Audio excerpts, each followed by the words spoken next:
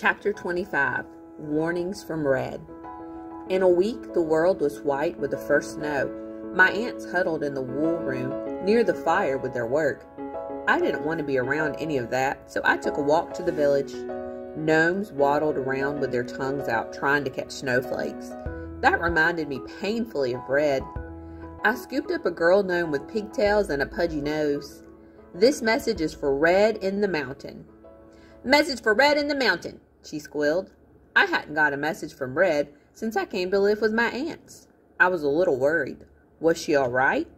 I wanted to talk to her, but with the gnomes wriggling in my arms, I found I didn't know what to say. Dear Red, I'm living with my 3 aunts, who are witches. My real name is Rump, and it means I'm trapped in magic forever and no one can help me. Opal is having a baby, and I might have to take it. I just didn't think that message would inspire Red to respond. Mostly, I wanted to send her something so she would send me a message back. Dear Red, I'm in yonder now, and it's not so cold here. And guess what? I have 3 aunts. And guess what else? I grew. Maybe I'm taller than you now. Also, they call me Robert here, so it's probably better if you do too. Your friend, Robert. The gnome scurried down the road until she was just a speck in all white. After that, I walked to the village every day, even though it would be at least a week before a gnome came back with a message. It took 16 days. The gnome was so frozen, I had to take him home and thaw him in front of the fire before he could say anything to me. I was delighted at first, but then Red's message wasn't so cheerful. Dear Robert, Lord Greedy Fatty Miller Oswald is withholding more rations because we're finding even less gold. I think the king has found Opal out. Don't worry, I won't say a thing about you-know-what.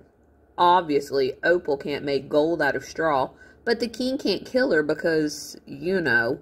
And so the king has turned his wrath on the mountain, demanding more gold. But there is no gold, so everyone is really hungry and grumpy. Red. P.S.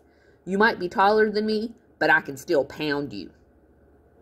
So King Barf was punishing the mountain through Lord Oswald. How he must have raged when he discovered Opal couldn't really spin the gold. Maybe she told the king about me to spare herself. Maybe soldiers were already searching for me. No, that couldn't be. It had been too long.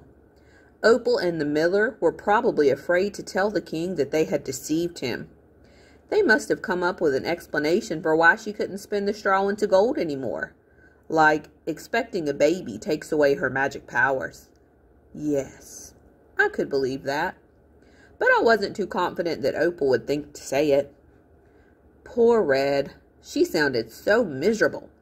Maybe I could cheer her up with a rhyme. But the gnome who brought Red's message ran away as fast as he could from my message.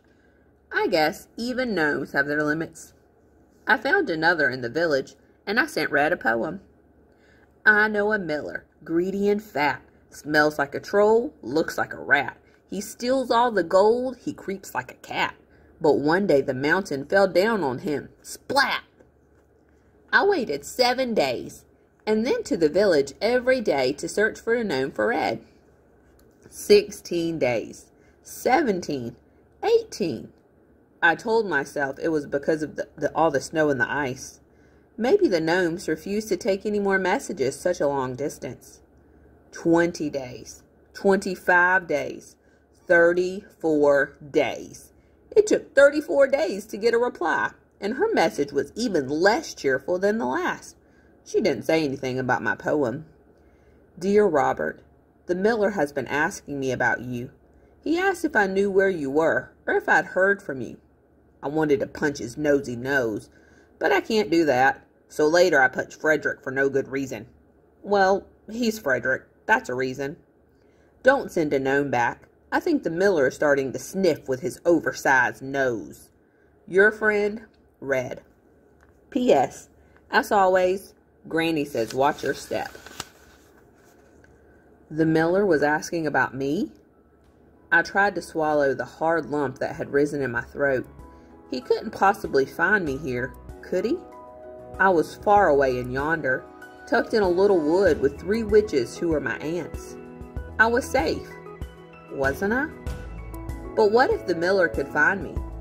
I didn't want to believe it was possible, but if he could, I feared what he would do. He could hurt my aunts, or use them just as he used me. Staying with them this long has been selfish on my part. I was putting them in danger, and they deserve nothing but kindness from me. I should probably leave now.